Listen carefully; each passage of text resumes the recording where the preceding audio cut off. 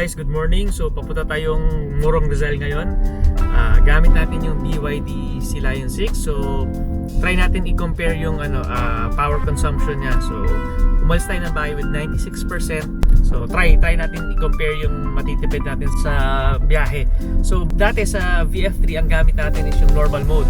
So technically wala namang sport mode si VF3. So ito itatry natin sport mode naman si Sea Lion 6. So tara guys, galing tayo Quezon Avenue. So pagka pumupunta tayo ng Morong Rizal, around 18% to 20% ang nako-consume natin. So tingnan naman natin ngayon sa Sea Lion 6 kung ilang percent ang magagamit natin. Tara, sama kayo.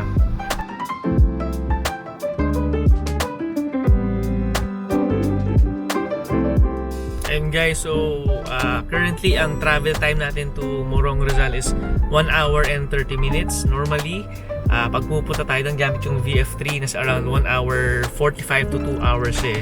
So ngayon, mas mabilis siya since holiday tayo ngayon and pa New Year na. So mas maluwag ang kalsada ngayon and feel ko dire-diretso na to, wala naman traffic.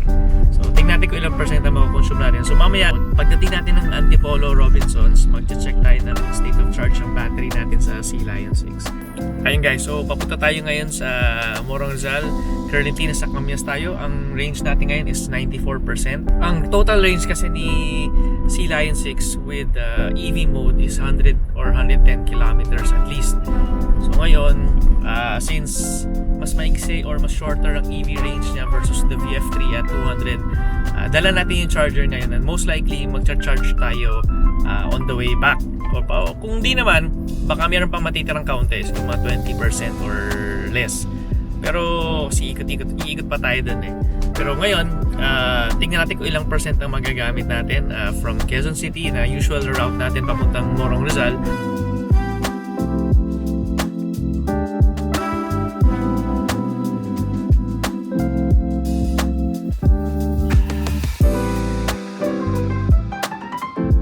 Good afternoon. So ayun guys, nandito na tayo sa SM Marikina or sa Marcos Highway. Current percent natin is 91%. So pure EV mode tayo. Pure EV mode na naka-sport mode. Para lang same lang din sa comparison natin sa VF3 na naka-normal. Wala kasing sport mode si VF3, so it's either eco mode lang or normal. So most of the time naka-normal tayo. So this time around, i-sport na lang natin dito sa Sea Lion 6. So tignan natin guys kung ilang percent na magagamit natin papunta ng Morong. So currently 91% Marcos Highway. So kakapasok pala ng Marcos Highway. So tara. Good afternoon, inabutan natin ang tanghali. So first meal ko to ngayon, magka-drive-thru tayo sa McDonald's Marcos Highway. Currently state of charge natin is 89%. So medyo 1 hour pa ang biyahe. Maulan yung biyahe natin ngayon. Mas maulan pero wala namang traffic. So 1 hour na lang to go. So mabilis to ngayon, mabilis yung biyahe natin ngayon. Usually yung ganitong distance natin pag ganitong area, nasa 1 hour 30 minutes pa tayo or 1 hour 15 or 20. So ngayon 1 hour na lang, mabilis na lang to. So ayan guys, kakain muna tayo.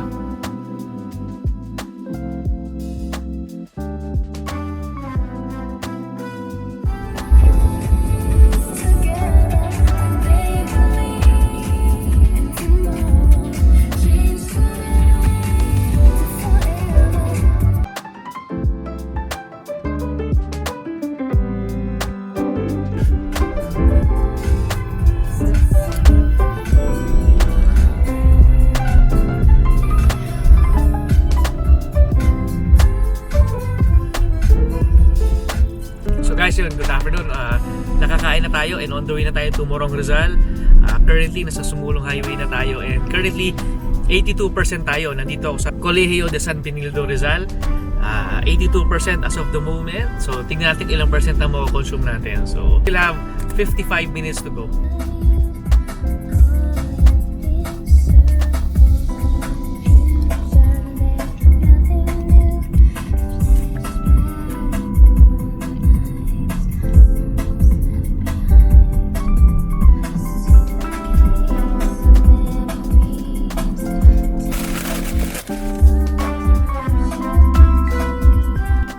Ayun guys, so good afternoon. Nasa Robinsons Antipolo na tayo.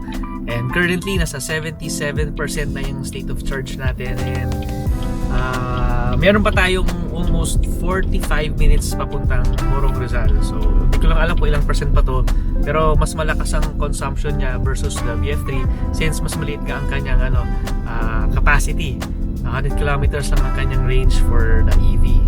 So, hi guys, good afternoon. So, nandito na tayo sa may bituka ng manok na tinatawag nila.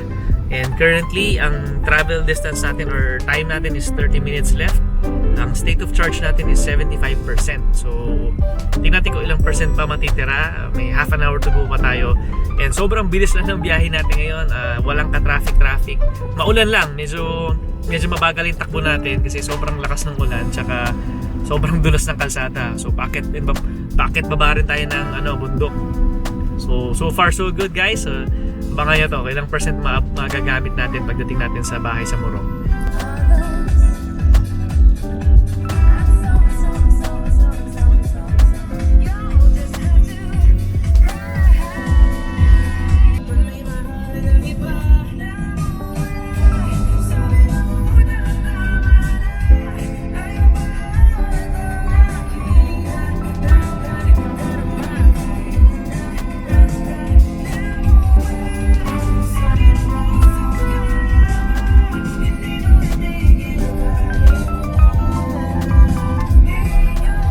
Guys, so good afternoon. Nandito na tayo sa Morong Rizal.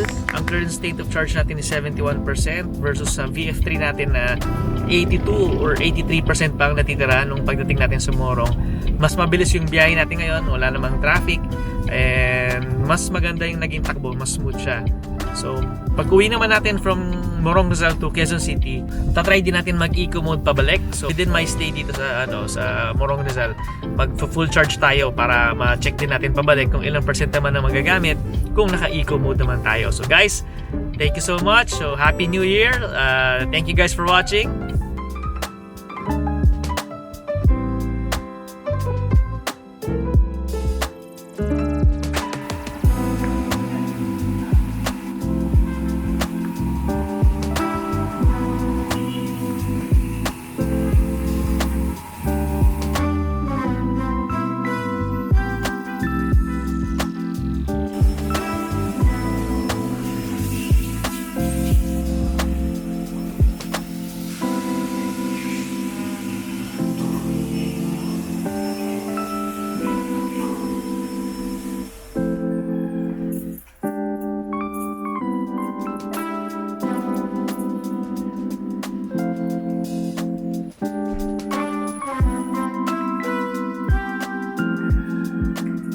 Ayun guys, so good morning. Nakabalik na tayo sa Quezon City from Rizal. Hindi ko na nagawa ng vlog yung pag-uwi natin kasi doon pa lang sa Morong Rizal, naubos na yung battery natin. Hindi na rin ako nakapag-charge kasi everyday lumalabas kami. So, nung pauwi, mostly gas na yung ginamit natin. So, hybrid. So, yun ang advantage niya versus EV. So, meron siyang option na hybrid or gasoline. So, gasoline lang ginamit at ibabalik. So, ngayon, nasa bahay na tayo. So, na-miss natin gamitin si VF3. Papahinga na tayo sandali. Ibababa lang natin yung gamit. Tapos, ikat natin si VF3 mamaya. So, yun. So, thank you guys for watching. Ayun guys, so tapos na tayo magpahinga. Na-ready na rin yung gamit. So, punta tayong Greenhouse ngayon. Magpapagupit lang tayo. Tapos, gamitin natin yung VF3. Gamit na natin yung VF3. Tara, so ikot naman natin yung VF3. Matagal-tagal natin dito na gamit. So, tara.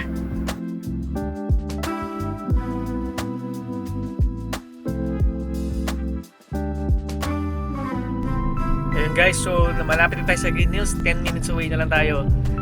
Current state of charge natin is 95%. Umalis tayo with 99%. So, full charge natin yung VF3 bago tayo umalis for the New Year. Pero, naging 99% siya after how many days din. So ngayon, try natin dumaan dun sa shortcut papuntang Green Hills kayo na bagong shortcut ata to sa may Santolan. So try natin dumaan dun. Nakita ko lang din ito sa ibang vlog na dumaan dito na meron palang daan papuntang Green Hills. So try natin dumaan ngayon dun.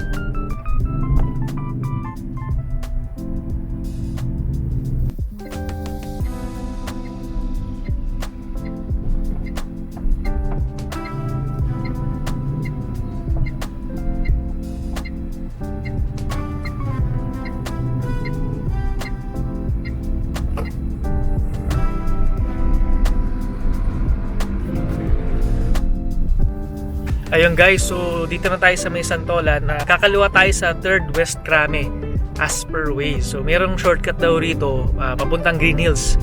So dito tayo dadaan ngayon. Ayun yun, so nakita ko na.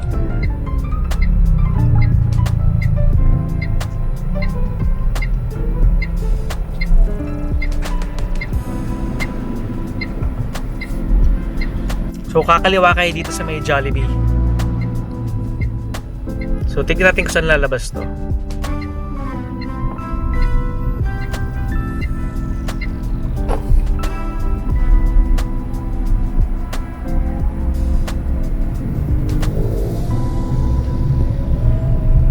So meron namang signage dito na one way. So dito kayo dadaan, sundan nyo lang yung arrow.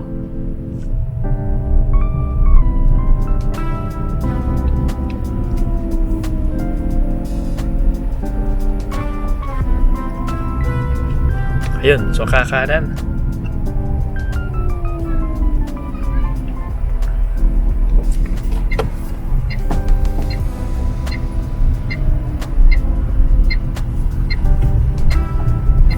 Ayos, ang ganda.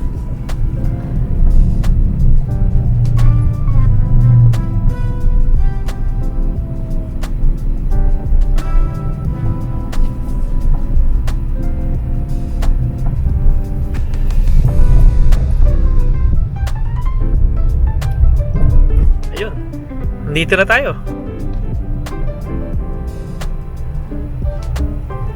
Bilis ah.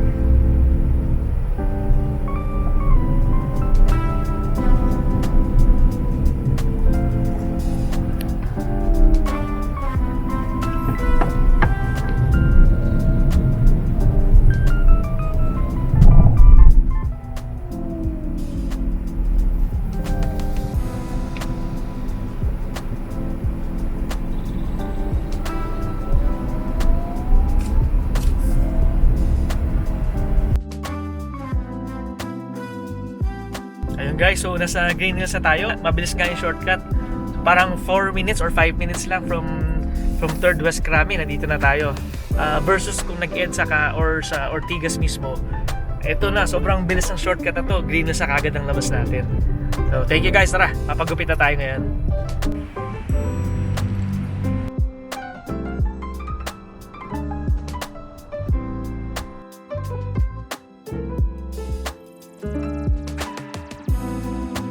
Tapos na tayo magpagupit, bagong gupit sa 2025.